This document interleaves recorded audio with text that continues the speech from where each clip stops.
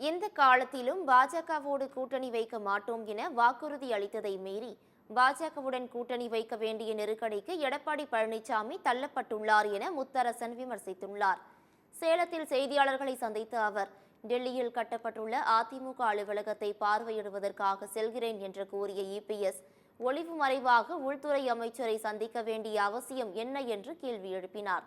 எக்காரணத்தை கொண்டும் பாஜகவுடன் இனி கூட்டணி சேர மாட்டோம் என தமிழ்நாட்டு மக்களுக்கு சத்தியம் செய்து வாக்குறுதி அளித்த எடப்பாடி பழனிசாமி, அந்த வாக்குறுதியை மீறி பாஜகவோடு கூட்டணி வைக்க வேண்டிய நெருக்கடிக்கு தள்ளப்பட்டுள்ளார் என்று விமர்சித்தார்.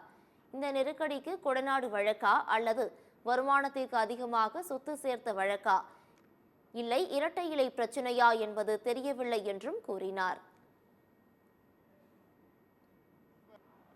அதிமுக பாஜகவோடு ஒருபோதும் சேராது, ஒட்டும் இல்லை உறவும் இல்லை என்று திரும்ப திரும்ப அறிவித்தவர்கள் இப்பொழுது உள்துறை அமைச்சரை சந்தித்து மணிக்கணக்காக தமிழ்நாட்டு கோரிக்கையை சொல்கிறதுன்னா அவங்க அனுமதியே கொடுத்துருக்க மாட்டாங்க.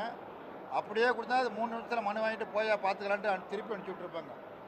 2 மணி நேரத்திற்கு மேலாக நடு ராத்திரியில் சந்தித்து பேசியிருக்கிறார்கள். என்ன பேசியிருப்பார்கள் என்பது எல்லோருக்கும் தெரியும்.